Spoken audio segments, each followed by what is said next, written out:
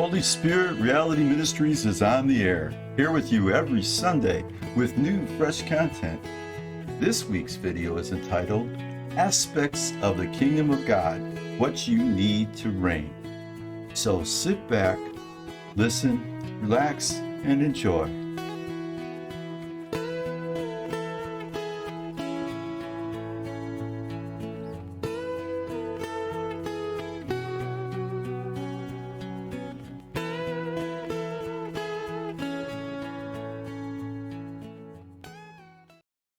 Hi there, this is Prophet Jay. So glad you're here. And I just want to encourage you this week with our video to just stay with it, watch it all the way through, because there's a great word, there's a prophecy, there's ministry.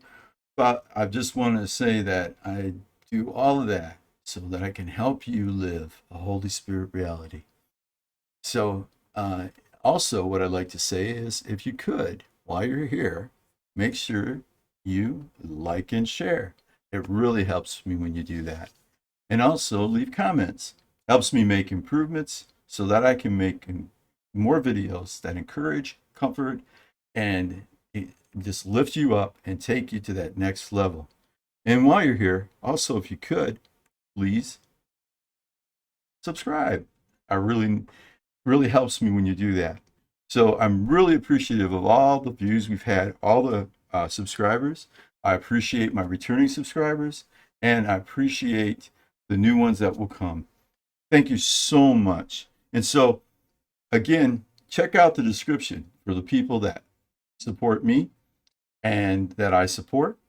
And also, it gives you a description of the ministry, what we focus on. But the main thing is we focus on helping you live a Holy Spirit reality. So, with that being said, let's get to it.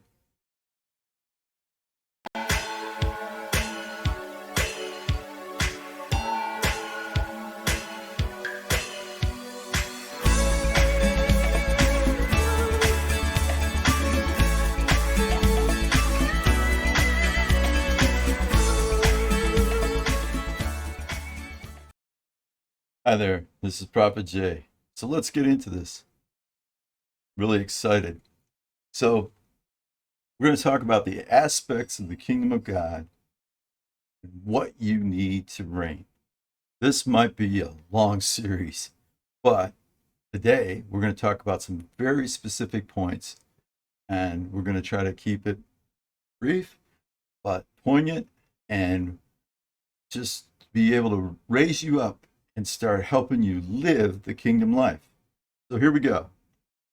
So the first scripture that I would like to do, there's only a couple today, but in Romans 14:17, it says, "For the kingdom of God is not meat and drink, but righteousness, peace, and joy in the Holy Ghost." I believe these are the first aspects of kingdom living that you need to implement in your life. Righteousness, peace, and joy. First of all, who doesn't want peace? And who doesn't want joy? I know I'm not very happy about things at times, but my joy is consistent and constant because it comes from above. And I know that things aren't always peaceful around me, but I have peace in me because I have the peace of God ruling in my heart. And then for righteousness, that you need to be in right standing with God all the time so that you know that you're good, that in case you go to the other side, you're going to go to heaven. You want to have right standing with the Father. So let's go through each one of these and look at those aspects together. All right, so first we're going to talk about righteousness because it's the building block of everything, of walking the kingdom life, of walking in the kingdom aspects, walking in the kingdom itself, and moving in kingdom things. So how does righteousness come? Well, righteousness comes through God and believing in Him. So as it says in the scriptures, in Romans chapter 4, Abraham believed God and it was accounted to him as righteousness. Jesus fulfilled that and made it permanent. So he activated it.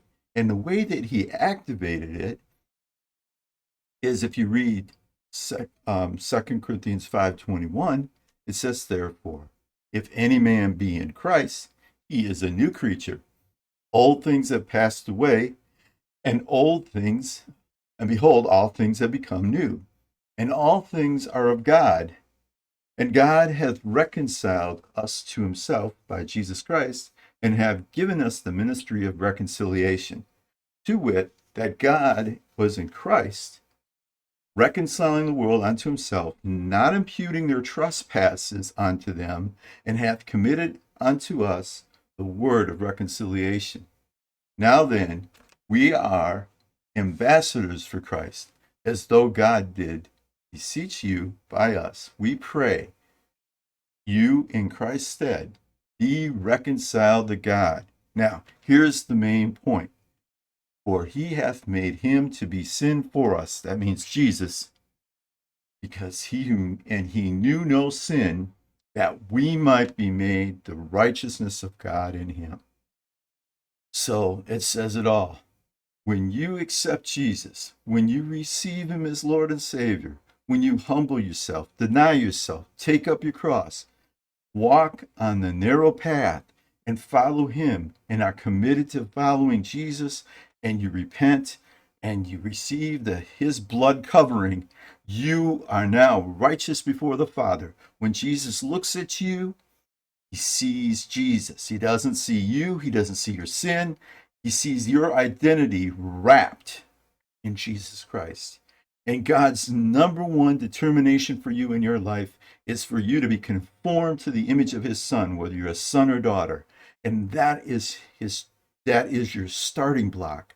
That's why the kingdom of God, again, is not of meat and drink, but of righteousness, peace, and joy in the Holy Ghost. And this salvation is manifested and is brought to you through the power of the Holy Spirit, which resides in you, which manifests Jesus and the Father, and they live in you. You have a relationship with each of them, and that is your salvation that brings you into heaven when you die, and it allows you to walk out your destiny with him on the earth. This is the key element to walking in the kingdom. It opens up the kingdom so that you can walk in these things. And so you need Jesus. You need to get the righteousness of God in Christ by becoming righteousness, by simply receiving Jesus, simply walking with him, simply being repentant each day and humble before the Father. And then you come boldly before the throne of grace and bring your petitions.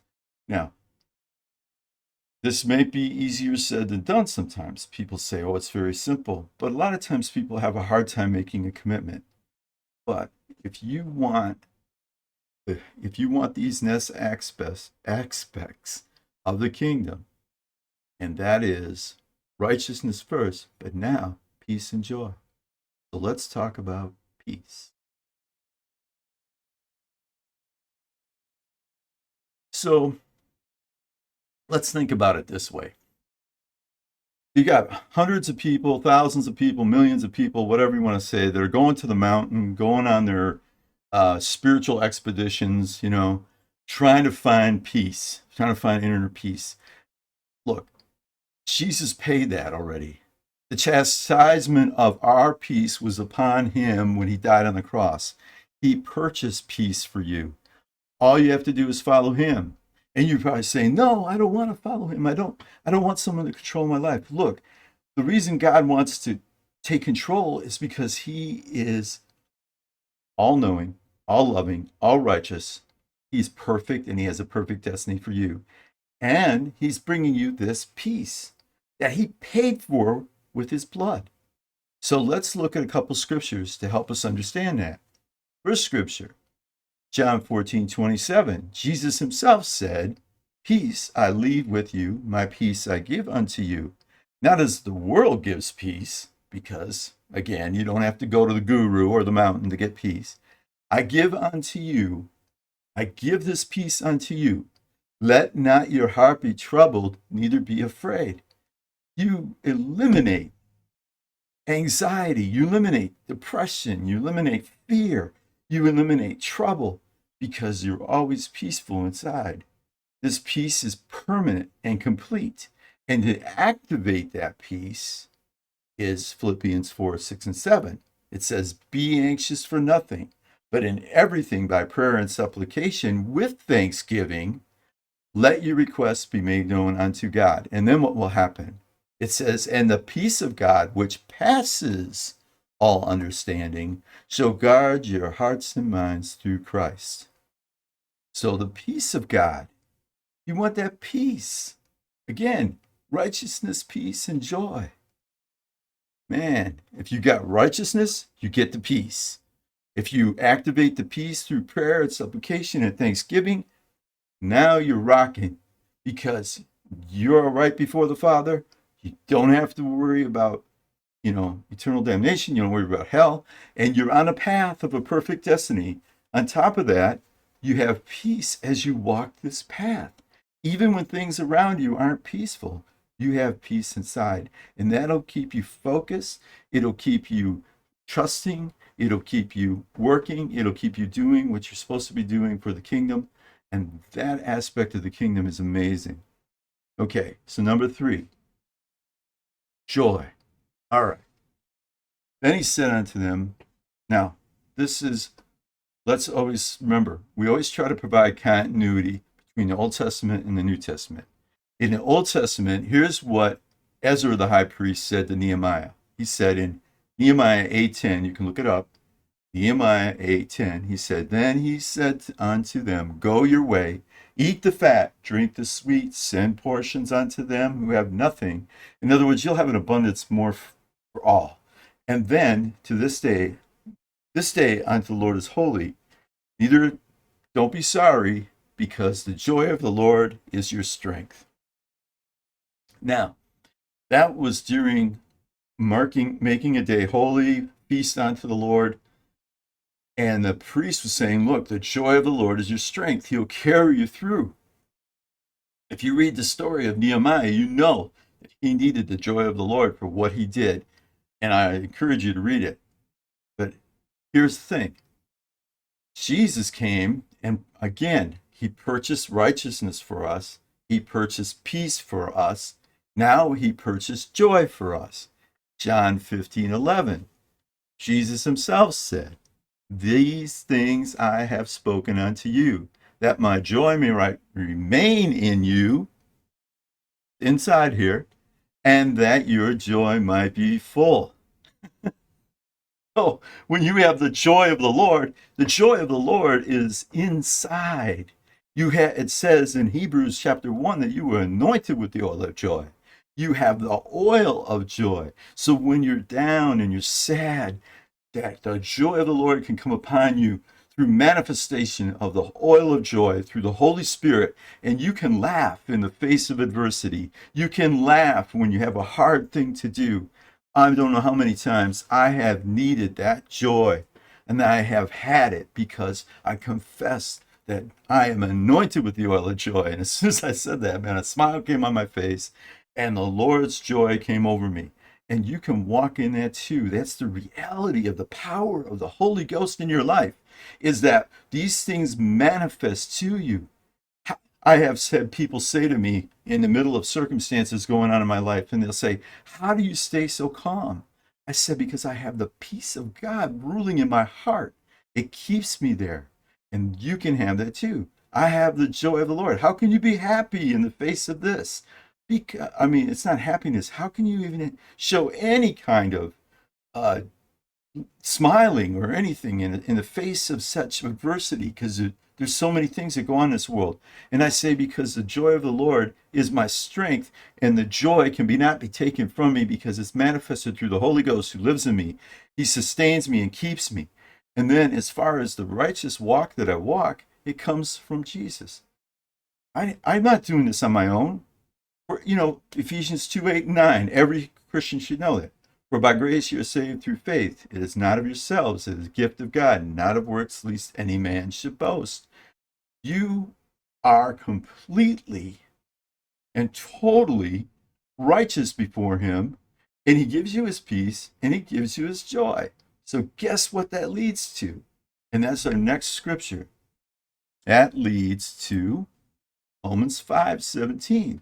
We're going to talk more about this in the future, but Romans 5:17, it says, for if by one man's offense, my little thing here is being stubborn. Right. Romans 5:17, for if by one man's offense death reigned by one, much more they which receive the abundance of grace and of the gift of righteousness shall reign in life by one Jesus Christ. You can reign in life. When you're the only one who knows the truth, you can share it. When you're the only one who has peace when everything is not peaceful. When you're the only one who has joy when nothing's joyful. People are going to look at you like you're crazy, but you have an opportunity now to tell them, the reason that I have this, the reason I can stand here in peace is because I trust my God, and it's a testimony to them.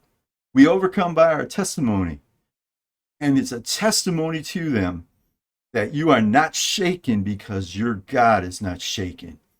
And that means you can reign over problems and adversity, and you can stand in the face of adversity and problems without being shaken and being depressed and anxious, because you have activated that peace of God that surpasses all understanding. You have received the oil of joy, which keeps that smile on your face and keeps that laughter in your system and keeps that laughter coming out of you and that river flowing out of you of joy and peace. And you will ignite others and encourage others and bring forth that kind of thing into people's lives.